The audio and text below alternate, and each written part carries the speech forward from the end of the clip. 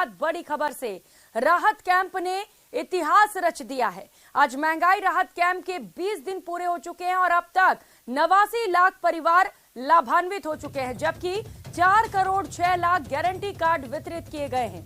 Gas cylinder योजना में 31 लाख से ज्यादा रजिस्ट्रेशन के साथ ही निशुल्क बिजली योजना में 54 लाख से ज्यादा रजिस्ट्रेशन हुए हैं। तो वहीं कृषि बिजली योजना में 5 लाख से ज्यादा, फूड पैकेट योजना में 59 लाख से ज्यादा रजिस्ट्रेशन किए गए, जबकि मनरेगा योजना की बात करें तो 31 लाख से ज्यादा रजिस्ट्रेशन किए गए हैं।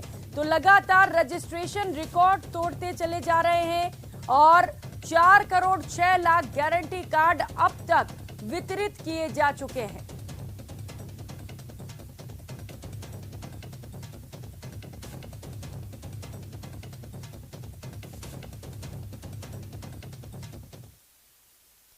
और उकलते इस बीच मिल रही बड़ी खबर का बूंदी से बड़ी खबर सामने आ रही है। नगर परिषद आयुक्त तो कांग्रेस पार्षदों के बीच घटनाक्रम पर पहुंचा हुआ है आलाकमान के पास।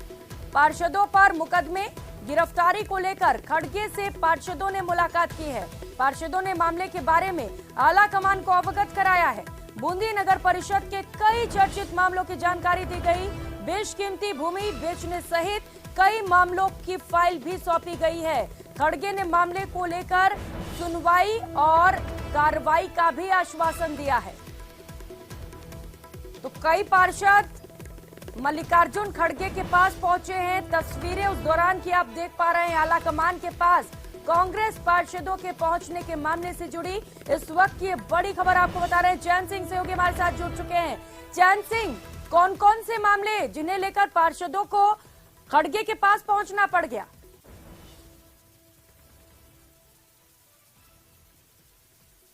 मेरी आवाज मिल पा रही है आपको चैन सिंह?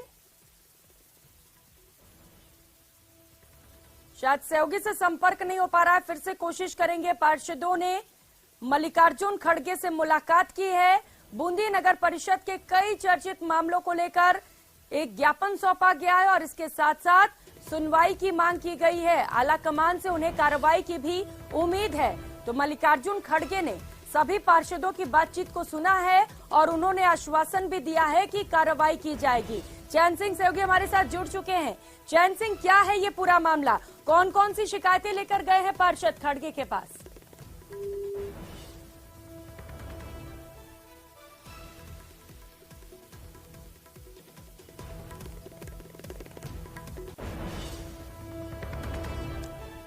नेटवर्क में इशू की वजह से फोन कनेक्ट नहीं हो पा रहा है। कोशिश की जा रही है जिससे कि हम ज्यादा जानकारी आप तक पहुंचा सकें। इस वक्त ये बड़ी खबर आपको बता रहे हैं बूंदी से आलाकमान के पास कांग्रेस पार्षदों के पहुंचने के मामले से जुड़ी ये बड़ी खबर आपको बता रहे हैं। पार्षदों ने खड़गे से मुलाकात की है। तो पार्षदों पर मुकदमे और गिरफ्तारी को लेकर खड़गे से पार्षद ने मुलाकात की है और इसके साथ ही मामले में कार्रवाई की मांग भी की गई है। और रुक लेते हैं एक और बड़ी खबर का। चित्तौड़गढ़ से ये बड़ी खबर है। चंदेरिया में बेकाबू होकर एक कार पलट गई और इसके बाद उस कार में आग लग गई। कार के शीशे तोड़कर लोगों को बाहर निकाला गया है। भीषण हादसे में 10 लोग घायल हुए हैं। घायलों को इलाज के लिए अस्पताल पहुंचाया गया है। तस्वीरें आपको दिखा रहे हैं घटना स्थल से, जहां पर एक कार बेकाबू होकर पलट गई। अब प्राथमिक जांच में यही कहा जा रहा है कि रफ्तार की वजह से यह हादसा हुआ होगा और इस भीषण हादसे में कुल 10 लोग घायल हो गए हैं। कार का शीशा तोड़कर सभी घायलों को बाहर निकाला गया है और फिलहाल अस्पताल पहुंचा दिया गया है। तस्वीरें देखकर अंदाजा लगा सकते हैं कि कितना भीषण ये हादसा रहा होगा। जब ये कार पलटी तो इस पूरी की पूरी कार में आग लग गई और पूरी की पूरी कार जलकर राख हो गई। तो कड़ी मशक्कत के बाद सभी घायलों को एक एक कर कार से बाहर निकाला गया और तुरंत अस्पताल पहुंचा दिया गया है। लगातार अस्पताल में सभी घायलों का इलाज जारी है। किस्तरमन गांव तहसील देवगढ़ जिला राजसमंद और गांव से इधर चित्तौड़ आया था। चित्तौड़ से सावराजी जाना था, लेकिन बीच में गाड़ी में आग लग गई। आग लगने की वजह से मैं घबरा गया। घबराने के बाद क्या हुआ पता नहीं। कौन सी? XUV में जिसमें 11 जन। इतने लोग? 5 बच्चे थे और 6 बड़े थे। तो करेंगे एक और बड़ी खबर का। सिरोही से इस वक्त की बड़ी खबर सामने आ रही है, जहां पर सिरोही में क्रूड ऑयल का टैंकर पलट गया। टैंकर पलटने से हाईवे पर क्रूड ऑयल बह गई, नदी की तरह क्रूड ऑयल बहती हुई नजर आई। लोग घायल ड्राइवर को छोड़कर क्रूड ऑयल लूटने में लगे रहे। एम्बुलेंस की सहायता से ड्राइवर को ट्रॉमा सेंटर पहुंचाया गया है। अहमदाबाद से जयपुर की ओर ये टैंकर जा रहा था और इसी दौरान ये हादसे का शिकार हो गया।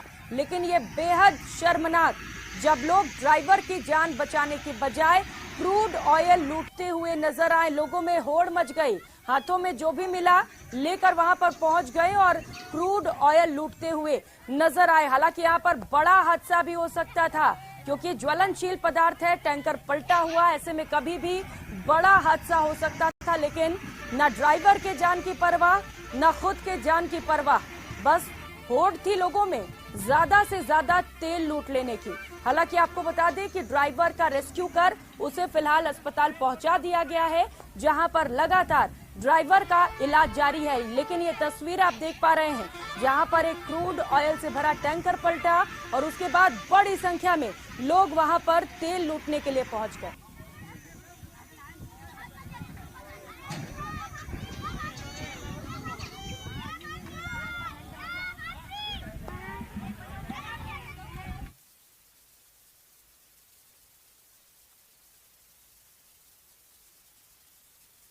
और हाईवे किंग पर आईटी की रेड। जी हां, आयकर विभाग की इन्वेस्टिगेशन विंग ने प्रदेश के बड़े होटल कारोबारी के ठिकानों पर छापेमार कार्रवाई की है। दिल्ली अजमेर राष्ट्रीय राजमार्ग सहित देश के प्रमुख राजमार्गों पर होटल हाईवे किंग ग्रुप पर आयकर विभाग की टीमों ने छापा मारा। शनिवार को सुबह राजस्थान और हरियाणा सहित कई ठिकानों पर एक साथ कार्रवाई शुरू की गई। ग्रुप संचालकों की ब्लैक मनी का खुलासा शुरू हो गया। आयकर विभाग की टीमों ने जयपुर, कोटपुतली, बहरोड, बगरू, शाहपुरा, नीलका सहित कई इलाकों में एक साथ छापेमार कार्रवाई को अंजाम दिया, जिसमें अब तक 2 करोड़ से ज्यादा कैश जब्त कर लिए गए हैं। आयकर अधिकारी छापे की कार्रवाई के दूसरे दिन ग्रुप के मालिक रतन यादव के घर पर भी जांच के लिए पहुंच गए और जांच में जुटे हुए हैं। आयकर छापों में मिले दस्तावेजों से ग्रुप संचालकों द्वारा ब्लैक मनी से जमीनों की खरीद फरोख्त के साथ साथ भारी ब्लैक मनी से जुड़े दस्तावेज जब्त कर लिए गए हैं। आयकर विभाग के छापे की कार्रवाई का होटल हाईवे किंग के ठिकानों पर जायजा लिया जयपुर सहयोगी राकेश शर्मा ने।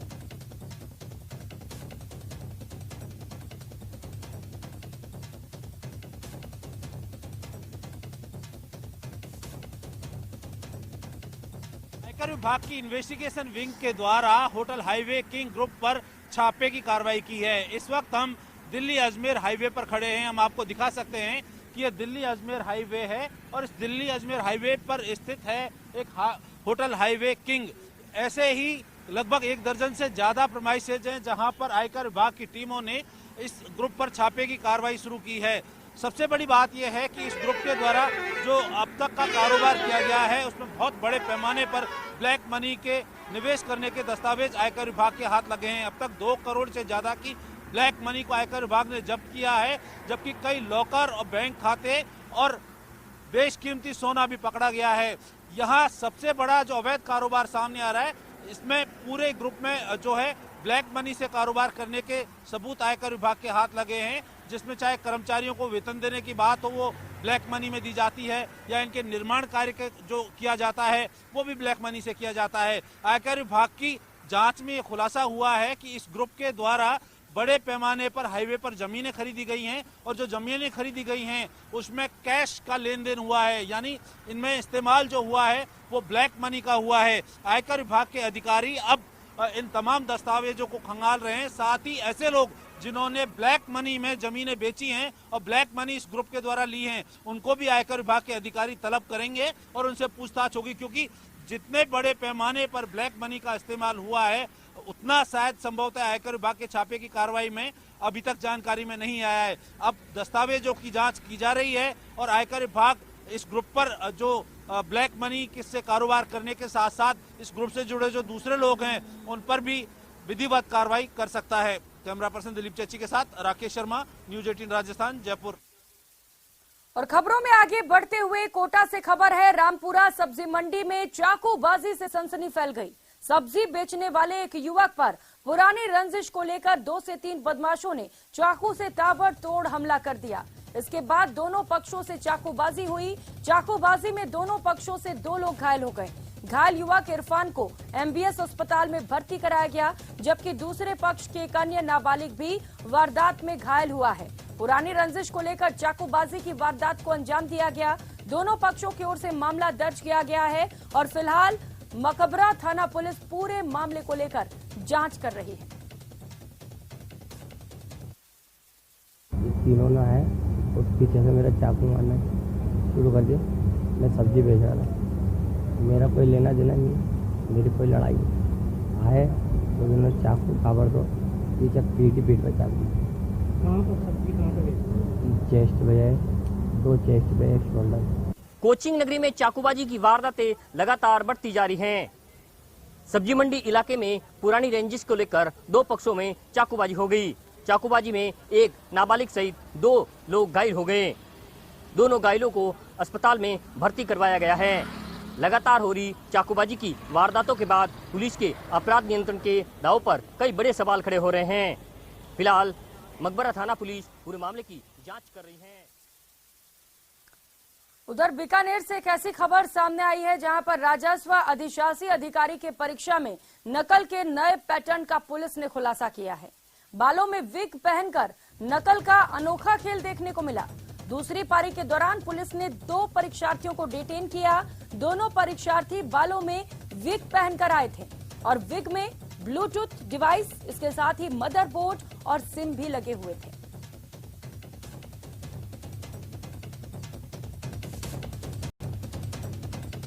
तो मुन्ना भाई लगातार अलग अलग तरीके से नकल करने की वारदात को अंजाम दे रहे हैं और इसी कड़ी में पुलिस को एक सफलता हाथ लगी है। 2 परीक्षार्थियों को डिटेन किया गया है।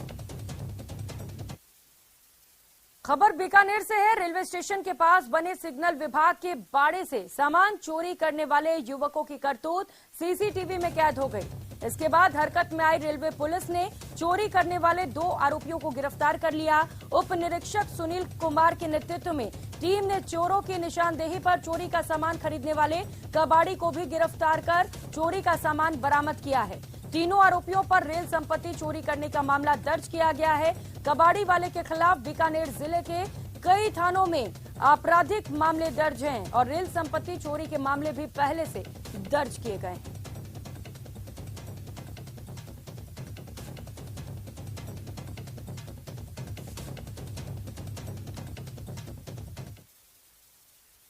तो वहीं जयपुर कमिश्नरेट की क्राइम ब्रांच टीम ने बड़ी कार्रवाई करते हुए करोड़ों की धोखाधड़ी करने वाली गैंग का खुलासा किया। सरगना विकास सहित 4 आरोपियों को पुलिस ने गिरफ्तार किया, जो फर्जी दस्तावेज तैयार कर बैंक से लोन उठाते थे, जिनके पास से 10 लाख कैश और 150 पासपोर्ट बरामद किए गए हैं। वहीं पुलिस ने 2 luxury car, 36 passbook, 16 ATM, 24 SIM card और इसके साथ साथ 200 चेक भी जब्त किए हैं। ऑनलाइन बैंकिंग के माध्यम से धोखाधड़ी कर आरोपी लोन लेते थे।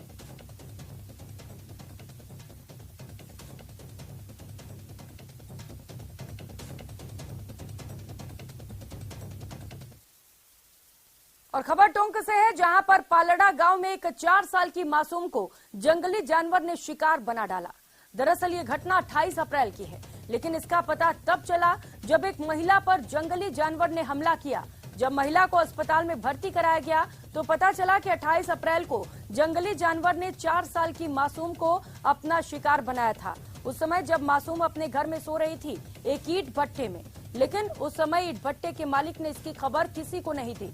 अब एक बार फिर जंगली जानवर ने एक महिला पर हमला किया है। अब इलाके में दहशत है और वन विभाग जंगली जानवर को ट्रैप करने की तैयारी में जुट गया है।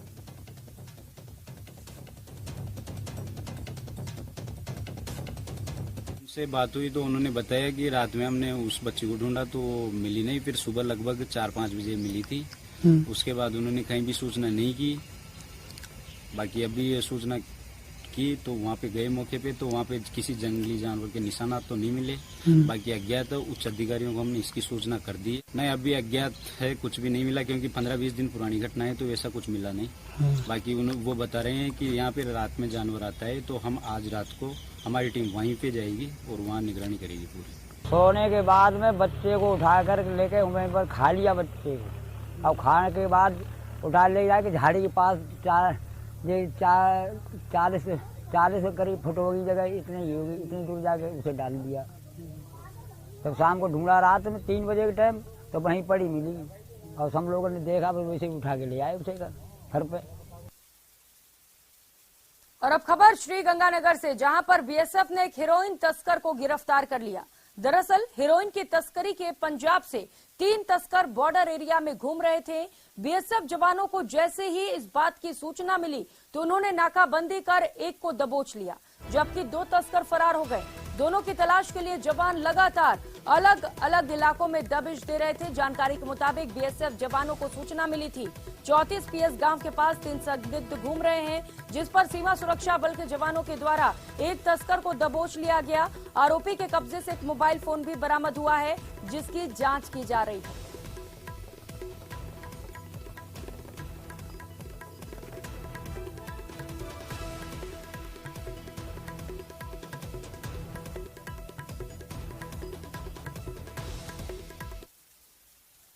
तो वहीं सवाई माधोपुर जिले के शिवाड़ कस्बे में 11 मई को हुए ब्लाइंड मर्डर का पुलिस ने खुलासा कर दिया। युवती का कथित प्रेमी ही उसकी मौत का हत्यारा निकला। पुलिस ने आरोपी को गिरफ्तार कर लिया है।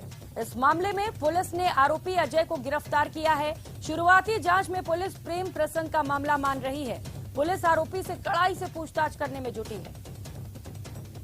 अजय सैनी संदिग्ध लगा, जिसके बारे में ये पता चला कि हत्या उसने की हो सकती है। उसको राउंड अप करके कल शाम को उससे तफ्तीश की गई, उससे गहनता से पूछताछ की गई, वैज्ञानिक तरीके से उससे पूछताछ की गई, समझाइश करके उससे पूछताछ की गई, तो उसने ये मर्डर करना कबूल किया। उधर नागौर में बवंडर जिले में बारिश और तेज आंधी डिंगसरा गांव में आया है। खतरनाक बवंडर से गांव के खेतों को काफी नुकसान पहुंचा है। तो बवंडर की खबर सामने आ रही है नागौर जिले से। इस वक्त की बड़ी खबर आपको बता रहे हैं, तस्वीरें आप देख पा रहे हैं बवंडर की। ये तस्वीर, तेज आंधी और इसके साथ साथ खतरनाक बवंडर, गांव में हड़कंप मच गया। बताया जा रहा है कि किसानों को भारी नुकसान पहुंचा, इसकी वजह से खेतों में नुकसान पहुंचा है।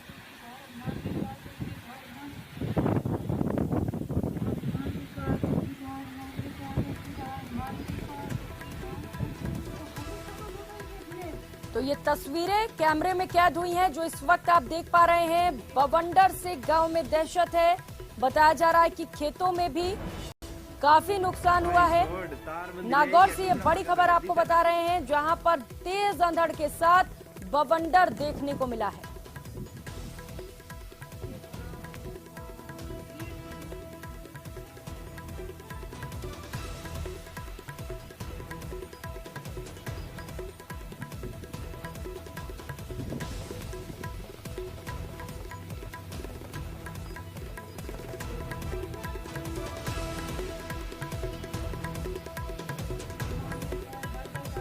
बवंडर की ये तस्वीर आप देख पा रहे हैं, जहां पर रास्ते में जो भी आ रहा है उसे अपने रास्ते से साफ करते हुए, लीलते हुए ये बवंडर आगे बढ़ते हुए नजर आ रहा है। सबसे पहले तस्वीरें न्यूज 18 राजस्थान पर आपको दिखा रहे हैं। सहयोगी महेंद्र हमारे साथ जुड़ चुके हैं।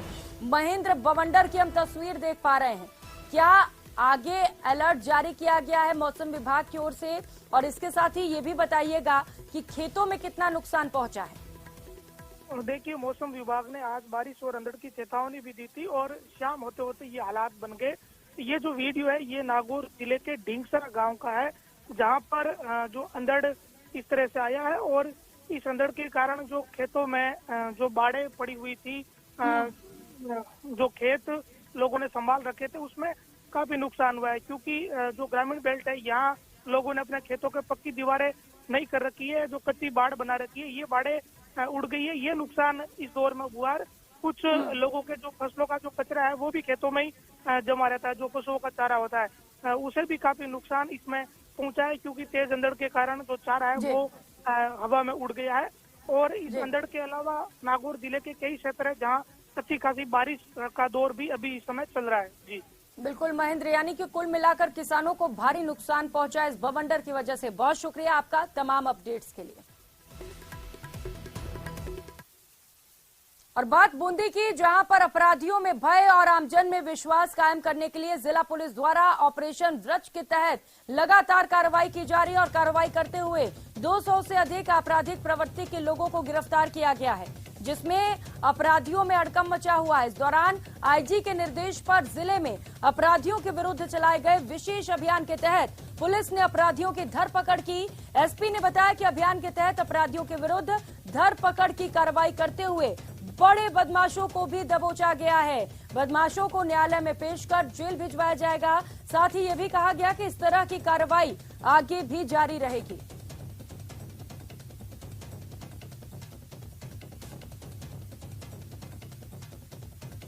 ऑपरेशन वज्र प्रहार के तहत तीसरी बार जिले में बड़ी कार्रवाई करी गई है, जिसके अंदर 45 टीमों में लगभग 400 के जवान थे, जिन्होंने 150 जगह पर छापे मारे और 200 से ज्यादा लोगों को इसमें गिरफ्तार करा गया है।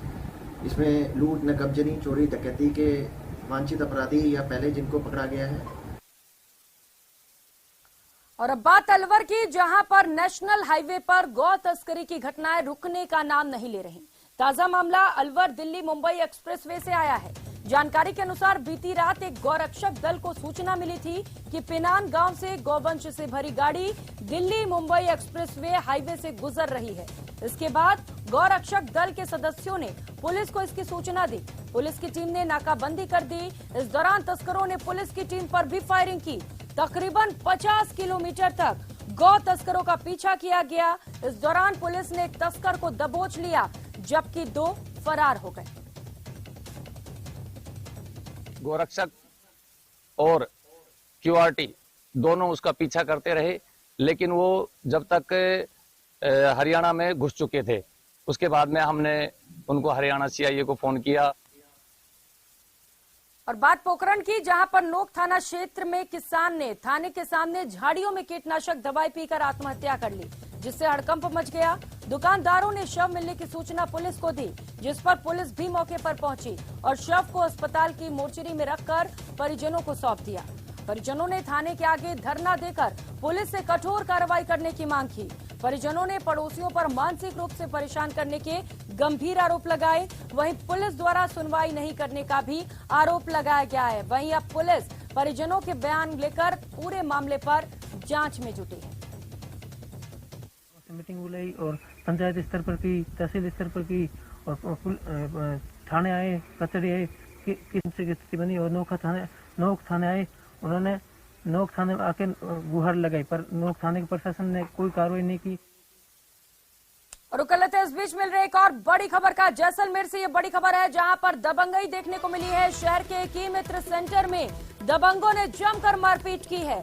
गांधी चौक के दिनेश ई मित्र सेंटर में मारपीट की गई है, जिसकी तस्वीर आप देख पा रहे हैं। ये पूरी घटना वहां लगे सीसीटीवी कैमरे में कैद हो गई है। पूर्व में हुए विवाद को लेकर 3 दबंगों ने जमकर युवक को पीटा। बाइक से आए दबंगों ने लोहे के सरिये से जमकर तोड़फोड़ की। पहले पीड़ित के भाई के साथ भी मारपीट हुई थी। पीड़ित पक्ष ने दबंगों पर केस भी दर्ज कराया था और केस को वापस लेने की दबंगों ने धमकी दी थी। तो केस वापस लेने के लिए धमकी दी गई और दोबारा से मारपीट की गई। और फिलहाल यहाँ वक्त चला एक छोटे से ब्रेक का। ब्रेक के उस पार दिखाएंगे 5 मिनट में 33 जिलों की खबरें। बने रहिए हमारे साथ।